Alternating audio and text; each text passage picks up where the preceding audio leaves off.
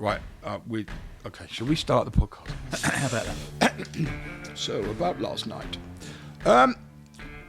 So when we started 50 and Coping, because that's what you're watching, Lee and I, we decided we would try and look at the way people cope and the way things are either there or not there to support you, and then how we cope with that. And now we are at the end of season 4. George, is this the 40th show or is it the 41st? 40th. Technically the 41st, because... 41st? 41st? 41st, because the France one was split into... Ah, France. Okay. So the cheese-eating surrender monkeys have made things worse. But didn't we miss an episode in our I don't know. in our numbering? Anyway. I think the point I'm making is that this is the end of season 4. Yeah. This is not the end of us. We are going from strength to strength. I want to do right. I want to tell the world that I'm doing a sponsored walk again. Yes. Right now, at the weekend, I had an injection into my hip, which then crystallined in a thing called steroid flare, which meant that I couldn't work. All right. That's not supposed to do that. No, it's an after effect or a byproduct of the injection. And they just tell you blasely that, oh yeah, you might get some steroid flare. What that means is, when you put your foot on the floor, it feels like you've got ground up glass in your joint. All right. Like that thing, when you eat too much Stilton and drink port. What's that? Gout. Yeah. That's the same. So it's like having gout, but in your hip. Instant gout. Nice. Yeah. So that was nice. But now... People pay for that. But do they? Okay, no. Okay, but so on Monday morning, I got up out of bed, gingerly put my foot on the floor and went, that feels good. Oh. And then I took the dog on a 4.5 mile walk. Excellent. Which I didn't mean to do, but I just wanted to walk to see what I do, and I feel great. Excellent. About walking. I even have managed to lose a tiny bit of weight, right? This much, Excellent. Which is good. And I feel really good now about April the 20th. Fantastic. So on April the 20th, I am walking from Bath in Avon to Wells in Somerset. The reason I am doing this is, one, because it's 20 miles from door to door. Secondly, I grew up in Somerset, as you all know, and Bath Spa was where my mother and I used to go into Bath and go to the baths.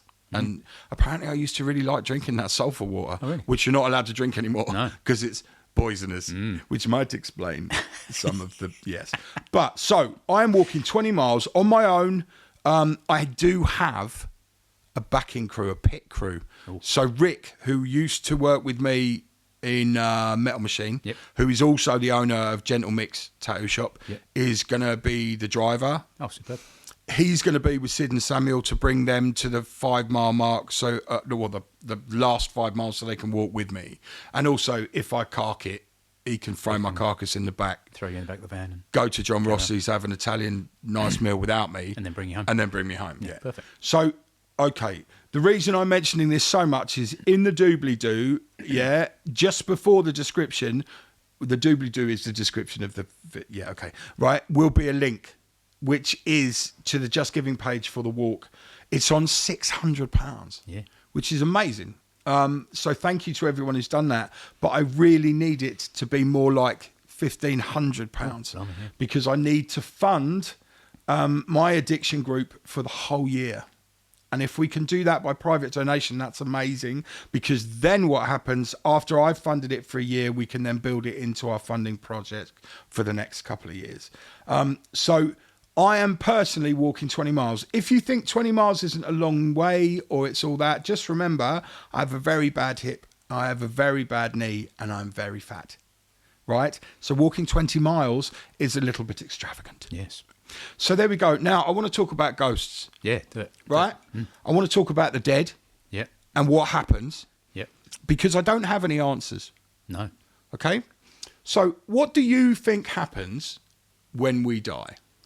I think we just die. So quantify that. That's How does that look? That's the first answer, but we could come up with some different answers as we talk. So I think you fall asleep, it goes black, and that's it. There's no afterlife. There's no pearly gates. There's no spirit that carries on that's what I think when you first asked me that question. But Okay. but I have other things that sort of interweave into that thought process that make me think maybe I think that there is something other than that. Right, so I want to talk about that. Let's start there, right? Okay. So when we die, bearing in mind, a human being Yep. is a whole lot of electricity and energy that is in this body and vessel, Yep. right? Which oxygenated blood keeps us alive. Somehow the brain has all these synapses and things that make us think Yeah. and do. Nobody quite knows whether they think it or not, how we work. No. There is, however, a thing that has been developed in people's thinking called a soul. Yeah. Now, obviously, the soul is really just our own persona, our own being, our own who we are, how we think, what we do. Because you are very different from me, but yet we are friends. Yep. George is very different from both of us, yet we are friends. Indeed. You know, there are enemies of mine who are very similar to me, right? And the point I'm making is, can we really just be vessels with electronic synapses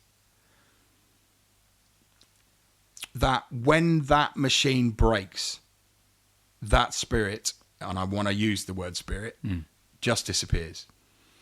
Because that would be really sad, wouldn't it? But I've got a feeling, It would, but how can it not be?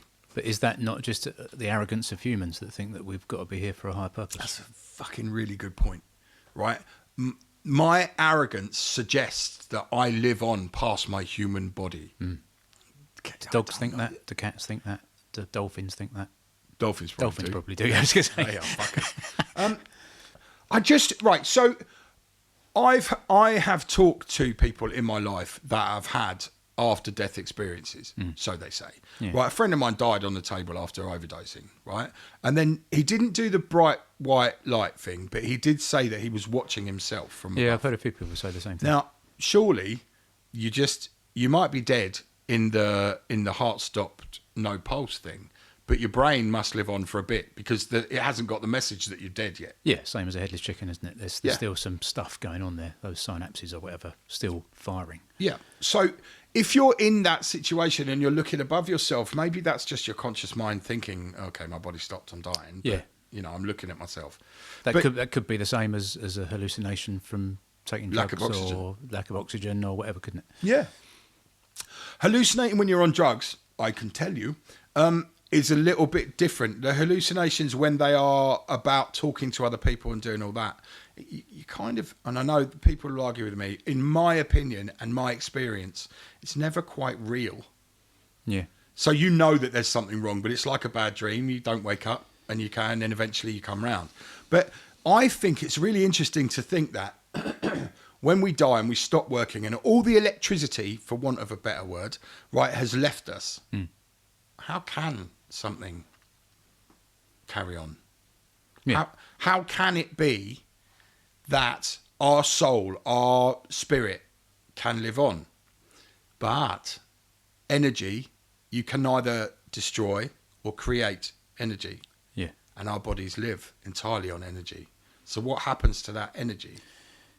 Yeah, well, yeah, I think a physicist would say that the energy just transfers. It doesn't Dissipates disappear. into the air. You can't. It's like you don't get rid of molecules. I know that's chemistry, not energy, but there's a finite number of atoms around us, and they just change into different things. They don't disappear. You can't get rid of them. So, yeah, I don't know where it goes. Obviously, that's what we've got to think about. But what I said to you before the show is where my brain is sort of starting to go, because as we've said before, these conversations started from you saying, what do you think about blah blah blah, and I go, I don't know, and then I start thinking about it. Yeah, so I don't believe in an afterlife. I don't really believe in a spirit world, but I do take solace from things that happen that I think maybe my mum who passed away had something to do with that, right? Okay. So the day we got married, the weather was rubbish on the lead up to it, was. and beautiful sunny day. The day I did my 100th park run, all the park runs shut down apart from the one that I was going to, and actually during the park run, the weather was completely fine. Yeah. That was weird. We've had other things just when we've been to outdoor festivals and stuff, and everyone's like, oh, the weather's looking really rubbish, and the forecast saying it's going to pour a rain, and we turn up, and I said on the little group that we had for one we went to last year, well, it's all right, Mum will sort the weather out for us. You've said that to me, actually, and I can't remember when it was. I think it might have been It might have been. Oh no, we were talking about having a fun day. Yeah. Right. So the yeah. charity, and you said, Yeah. no, Mum will take care of the weather. Yeah, you said, yeah, we're kind of outside. What if the weather? I said, well, Mum will sort that out. Mum will sort that out. And it's almost become a bit of a thing. And so therefore, I don't really believe that she's doing that. But that is 50 and coping, of course. That is a coping mechanism that I've got, is that maintains that connection with my mum. It maintains the idea that there's something about her that's still around me, and still looking after me and still being a mum. And that is hugely powerful, because I still obviously miss her, burst into tears occasionally thinking about her and stuff. The thing is that even if that is a totally, looking at it soullessly, a totally made up scenario, it doesn't matter. No. Because from those words and from that little joke, there may be a serious level in you that somewhere believes it. Doesn't matter. Yeah. What is, you've given that situation power. Yeah. Right. So you've got a scenario where, right, you are a believer in God. Okay? So therefore, believing in God, which stems back to the last podcast, that gives you a heaven and hell. That gives you a cause and effect. You behave well in life, you are looked after in death. You behave badly in life, well, you'll be punished. Well, that's social control. Yeah. Right? Now, if you believe in heaven, you therefore have to believe in hell. Hell apparently is some place where you burn forever and you're probably sexually abused by someone with horns. And I'm sorry, I can't do that. I don't believe in devils. Right? I don't believe in angels. I don't believe in any of that. But saying that, I do have experience with ghosts. I do have that. Yeah. I am not somebody who needs to make up stories to make my life more exciting. I've kind of had quite an exciting life. I've kind of done a lot of things and I feel good. So we are sat in Madhouse Tattoo like we always are, right? Yep. In the kitchen behind that wall, right, I saw a ghost manifest itself. He was talking to me, but I couldn't hear it. He was also smoking a cigarette. He was wearing blue overalls, like the old, like Victorian work overalls. And he was definitely trying to tell me something. This wasn't a figment of my imagination. I turned around to the person I was speaking to and said, stop talking, and then turned back, and the guy was still there, and then he disappeared in front of me. Okay? That's just in here. Yeah. Also, right, there's things called shadow figures, which are black entities that move across vision and all of that. This isn't a ghost show, don't panic. Now, they walked down the stairs here. My brother Sean, right? He was in my office, right? And he was going, oh, that was weird. How did you come from there? Because I was out here. And he said, oh, you just walked across. I just saw you leave. I'm like, well, you didn't, did you, mate? Because I'm here. Wow. Right. So what I'm saying is, if there is no afterlife and there is no spirit world, right, how can you have ghosts? And why are people so fixated on spirits and finding, and talking to people from the past? Yeah, I don't know. I mean, like many married couples, I guess Nikki and I have said, if there's an afterlife, we need to work out a sign. What could we do? And the fact that I'm not aware of anyone that's ever done that makes me think that those two things can't be connected. It can't be a person that that's there saying something to you. And I don't. How? Wait a minute. You say that nobody's ever done it. Well, I'm not aware of anyone. Maybe they have, but you go to a certain place. But mate, I don't know. I don't know really where that's going. Right. Do you know what? Crystal clear. I don't know. Yeah. Those words mean not that you don't know or I don't know, but nobody knows. Yeah. So therefore, everyone's looking for a different way of explaining stuff. Right. There's things called stone theory, right? Mm-hmm. Stone theory is where the vibrations of the past are in stone, and the vibrations of the past can be pushed forward into the now. Okay? Right. Now, that is something that ghost hunters and people use all the time. Do you know where it came from? It came from Hollywood. It came from some film. And I can't remember the name of the film, but there's this person looking at these old world people who were coming up in the film, and he called it stone theory. Right, that's been taken on and going, well, of course that's true. Yes, no, the stones, it's a film. But just because somebody put it in a film doesn't mean it's not true. Where did they get it from? Yeah, and there's a lot of arguments in more recent years that people dismiss things because that was from a film. But as you say, where did that idea come from in the first place? It's very easy to dismiss something just because of that. Yeah. But if you look back at like Native Americans and stuff, tribes have a huge amount of faith in the spirit world and the spirits of the mountains and the trees and nature. Well, Hollywood wasn't around, was it then? So there is, again, maybe it's a coping mechanism, but again, there's a huge amount of power in that, and a huge amount of tradition in it, and a huge amount of faith comes from it. What would you rather believe in, right? The things around you that are real and tangible, like the sea, the air, fire, stone, or God on a cloud dictating what happens, or in fact not doing anything because he's a non-interventionalist God? Do you see what I mean? Yeah. So I don't want to get too far down the God train, but what I'm striving for is some kind of explanation for everyone's massive want to know what ghosts are, whether they exist, who they are. There is something, right? There is something, because otherwise, all these ghost huntings where they hear voices and they see things moving. I'm not saying that these are ghosts and dead people, because let me tell you this. You think about the amount of dead people there have been just since the Victorian times. You times that by the amount of years that human beings have been alive, we'd be stood on fucking ghosts. Yeah, exactly. Everyone would be shouting and screaming. We wouldn't be able to hear nothing. Is there something specific about those people then? Are they the trapped souls that that haven't reached judgment or whatever? But to believe that, you have to believe in judgment. There's judgment, yeah. You have to believe in that. So cause and effect, right? You cannot believe in ghosts in the spirit world without giving power to the fact that dead people come back, or some people, get to stay around and say something back when there's a message involved. But if that was true, why do you normally hear somebody say half a name or a cry in the dark or something? There's never somebody who comes back and go, hello, I was John Seven Smith in 1722. I forgot to tell my mother-in-law. She left the fire on and burnt us all to death. Yeah. Right? You don't have that, do we? No. So I really want to know, what it's about. I don't close the door on ghosts, right? I don't. But I have seen... Well, they could walk through the minute, can't they? Well, yeah. Hey. But I cannot believe that there is a punishing entity that gets to determine whether you were good or bad. Are you good or bad? What the fuck? What? So we're living with a sociopathic Father Christmas, right? Who decides whether we're alive, dead, good, bad. Fuck off. Pardon me. But what I can see is human beings' need for more than self, for more than their own being. And also the thought of dying, we don't know what that means. No.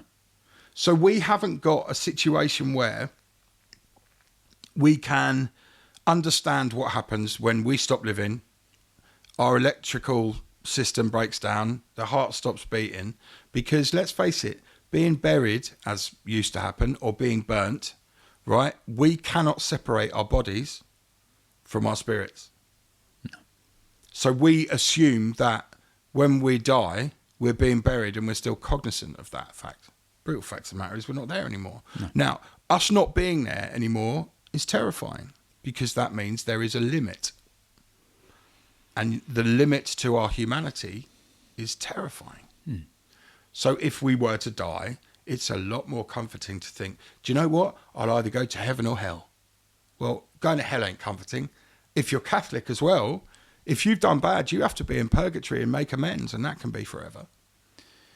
Yeah. So what I'm trying to look for is a positive side to death, but maybe there isn't one.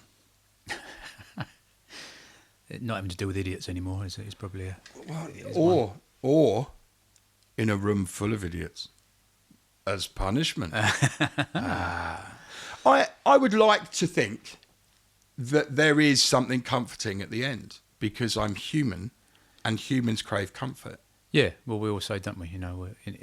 When my mum passed away, we always said how it would be weird because she never knew that my cousin had cancer. She didn't ever know that my cousin had died.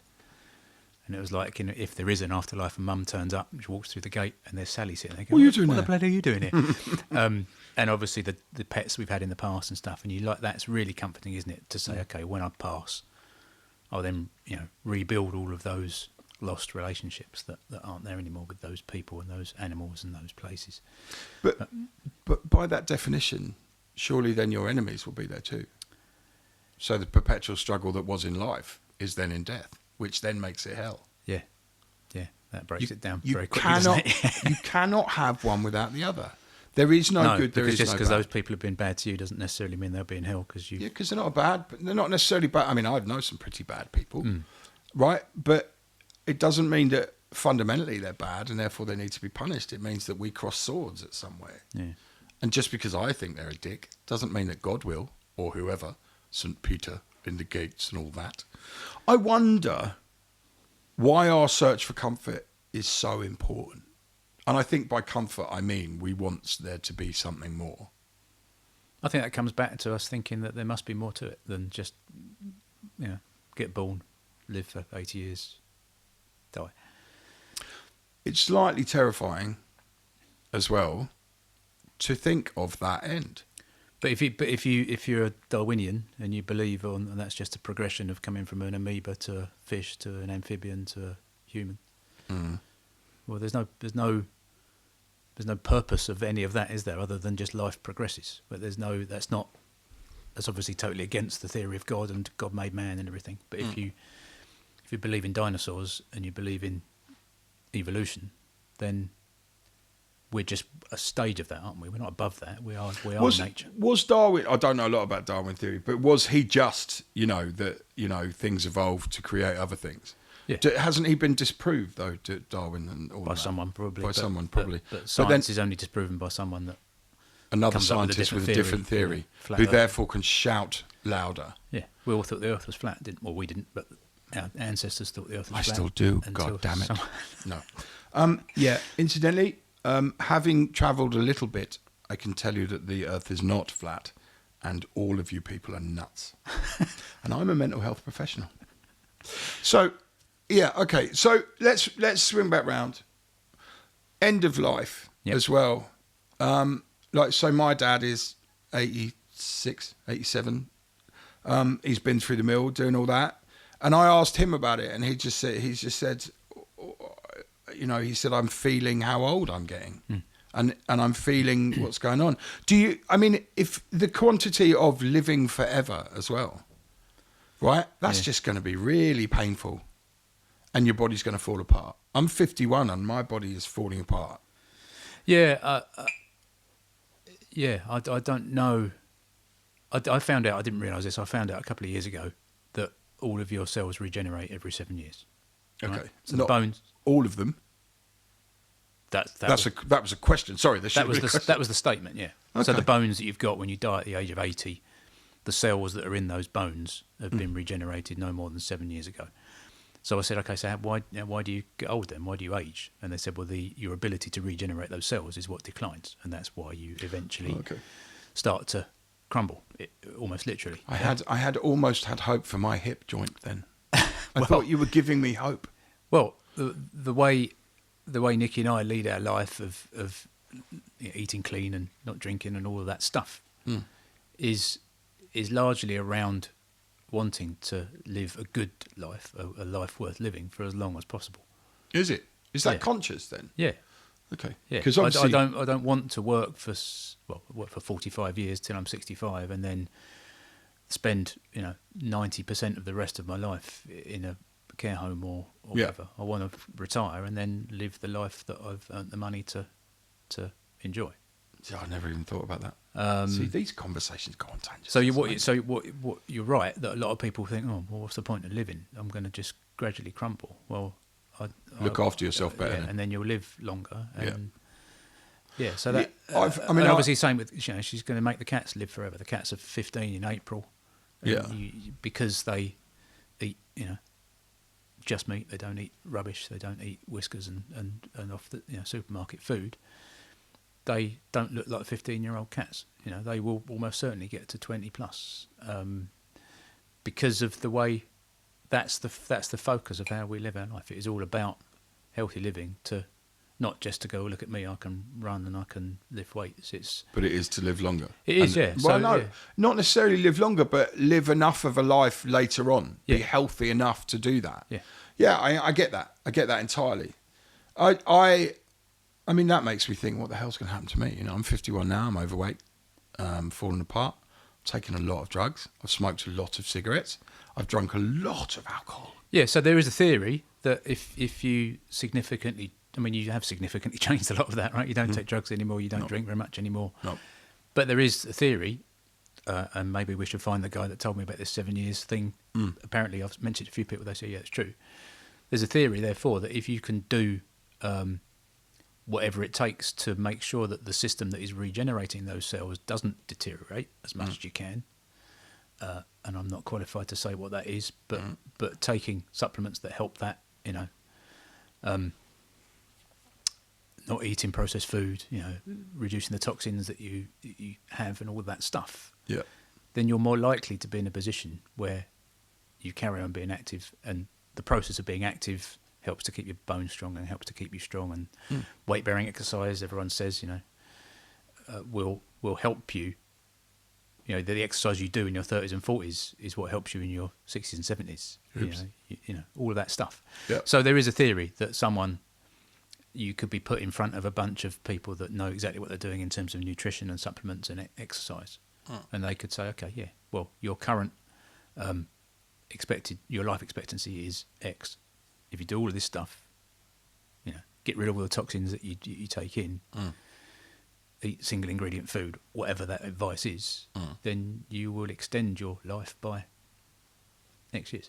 But obviously you can't ever tell, can you? Because you can't split off into two and go, right, well, let's carry on being debauched and drinking and taking drugs and eating McDonald's that side, and then this way we'll just eat drink purified water and eat grass-fed beef and stuff. And what would happen? You can't do that as a social experiment. No, You because there aren't two of take twins and do it. No. So you never know, and people are too obsessed with the moment and not thinking about the future. Yeah. Do you know what I mean? But then, right, so playing devil's advocate on that is then living in the moment is valuable in that moment, but then hindsight's 20/20. So I've spent an awful lot of my life living in the moment, and I knew what I was doing was fucked. I knew what I was doing was thing, and there's a bit of self-destruct in there, hoping that one day I'd just, you know, that'd be the end of that. Yeah. But now, I mean, I want to live to see my child grow up. I want to live to make sure that my wife, who is 10 years younger than me, and him have a better life than we have now. Because suddenly I find myself in a place where, you know, I'm looking at different things, you know, but it's going back to the fact that there is uncertainty in all things. So you're looking for control over that. So the uncertainty about what happens when you die is the same uncertainty that drives you to be healthier if you're of that ilk. It's the same thing that drives me to look at starting to help people because of my life experience. And it's not, you know, I've not, excuse me, I've not gone to university and learnt how to talk to people. I've always been able to talk to people. But now I've realised that, you know, I can talk to people for the good of others and not just me. But that's the decision on. So the uncertainty of everything, life, death, end result, that uncertainty is more of a driving force because we don't know what happens. We don't know what's going to go on, but we do know to a certain degree, if we're healthier, we might live a bit longer. But saying that, there's a guru, like a fitness guru who ate healthily, ran through, and then died in that park on a run that nobody expected because he had a heart defect.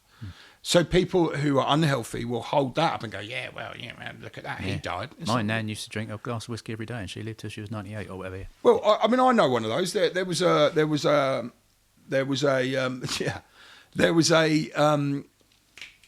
gamekeeper in Norfolk, right, who was 91 years old. Yep. And he kept going to work every day. Nobody expected him to go to work, and they paid him a little bit here and there.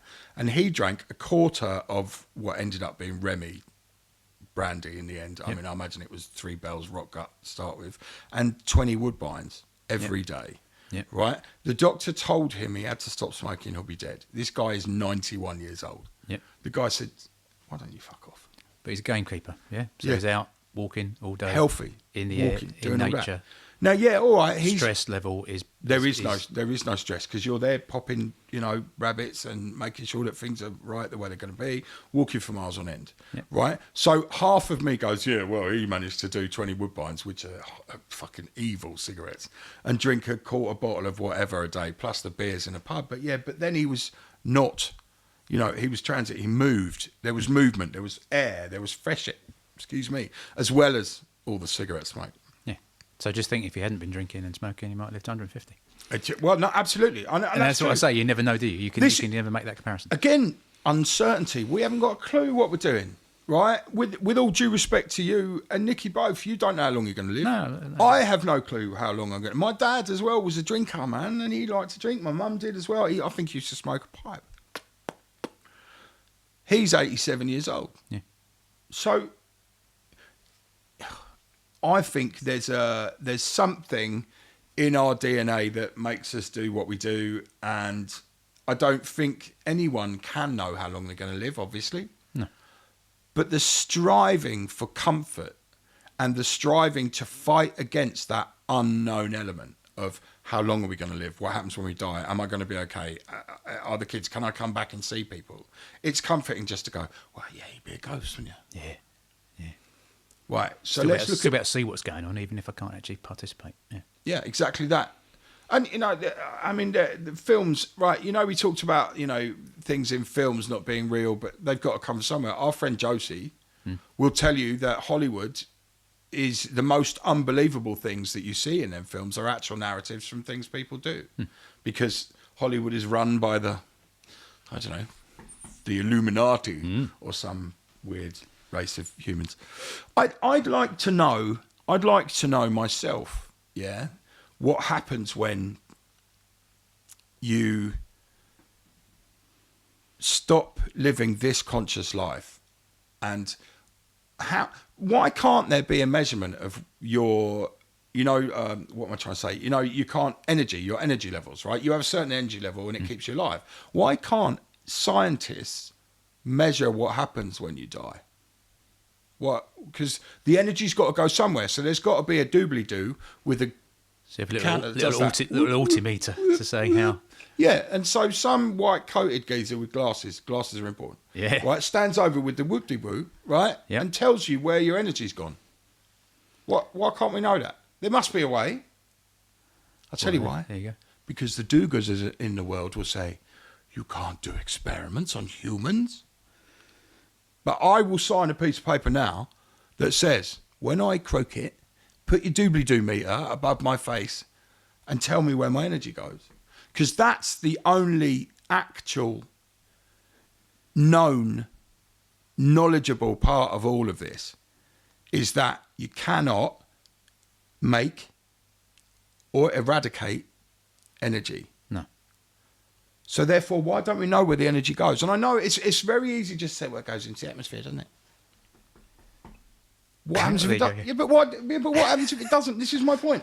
The reason that this subject keeps going up, and there are thousands, literally thousands of YouTube channels, television programs, films about the paranormal, about ghosts, about demons, about, I mean, Jesus Christ, Zach Bagans has made a whole career out of ghost adventures talking about the demons in somebody's pants. Do you know what I mean? But is that not just someone capitalising on that curiosity and making a living out of it? Yeah, but there has to be credibility. Otherwise, like the other people, like Derek Acora, who was seen to be fraudulent. Most Haunted, where somebody one of the production levels threw a spoon and it was on camera. They don't have credibility because they fucked it up. Zach Bagans, even though if I hear it anyway, I don't watch his programs anymore because I cannot bear the two of them going, bro, that was a good bro, dude, whoa. And I'm like, you nauseating fucking septic. What I would like to see is like things like, there was one program called Kindred Spirits that had Amy Bruni, some other geezer and some other fella. Okay, yeah, I think I know all of them. Yeah, know what I mean? Right, now this was a different thing. This Is that was the fella that was in the other thing? Yeah, Yeah, I yeah, know, yeah. It's all collective. Now, Kindred Spirits was more about the not jump scare, the not screaming and shouting when every time they heard a floorboard, and they tried to debunk everything. And these people genuinely believe they are ghosts and spirits, and they have made their living out of that. You know, Jack Osborne, Ozzy's son, is right in the middle of that. And recently he was on YouTube saying, look, everything's gone really badly for me over the last couple of years, and I've lost this, I've lost that, and it was down to an attachment. An attachment, if you don't know, is where a negative spirit links onto you as a human being and then can dictate what happens. Yeah. Right, and he genuinely believes that, and then went and had it, you know, exorcised and all of that. The Church of England and the Catholic Church all have exorcists. Yeah. And they are real things, right? There used to be, every diocese has an exorcist, whether they will admit it or not. And I tell you now, they're real things. So is that to perpetuate the whole spirit world thing, there is good and evil? It's very convenient for the church to have an exorcist to deal with demons, or mad demon, as me and my wife call demons. Yeah, yeah. I mean, fear is a massive thing, isn't it? As part of that social control thing, it is. I can control anyone as long as I can get hold of their fear. Yeah, I can manipulate anyone if I know what their fear trigger is. Yep. So that would suggest that all of this, social control, religion, spirituality, could all be boiled down to, if you were cynical enough, somebody knowing that fear controls all. And our fear of death, whether we admit it or not, nobody knows what happens when we die. No. So therefore that fear is tangible, and it will always be present and can never be explained. Because even if you do have the right answer, prove it. Yeah, which is impossible, isn't it? This is the problem. So how about reincarnation then? What about that? Where do we go with that? Yeah. I'd be quite annoyed if I came back as a snail or some shit. Do you know what I mean? But is Buddhism, you come back as something else and rewarded or not? Yeah, I don't know the full details, but yeah, I think for you the come life. back and you gradually go up the sort of social scale, don't you, of animals. What, and then end up back as another human to fuck it all up again? I think ultimately you end up getting eternal life, don't you? Yeah, so what, it's loops? You I don't know anything about you this. get to whatever the afterlife is, I think, by doing that. You just go round and round and round until around. you've been So good you enough. proved yourself as a ooh, Yeah, I'm not I'm a speaking good from person. a position of knowledge here, but yeah, I think that's the general ethos. I tell you this now, I am coming back as a fucking snail, I'll tell you that. Possibly even a slug. Right, so I think I've decided that fear and uncertainty are the reason for people always searching for the comfort of knowledge. Mm-hmm. And that's fair enough. Yeah. To learn things, to become a better human being, is only in the perception of others. Because knowing yourself and knowing how you act, you'll know whether you're being good or not. Yeah. The fact that I could swallow the Bible whole and tell you all the stories, which incidentally I can't, doesn't make me a better human being. But in the eyes of a Christian, it would make me a pious human being, somebody who's God-fearing. You know, depending on who I'm talking to, my knowledge and my ability to put forward, my ability to hold on to good behaviour. Also, good is subjective. Yeah, some people and some races do see the fact that if you kill enough people, you are a raging warrior. You are an amazing human being, right? So have a look at that. It's for the greater good, sort of thing. Yeah, different people, different races, different tribes, different beings, different mentalities, all have different goals.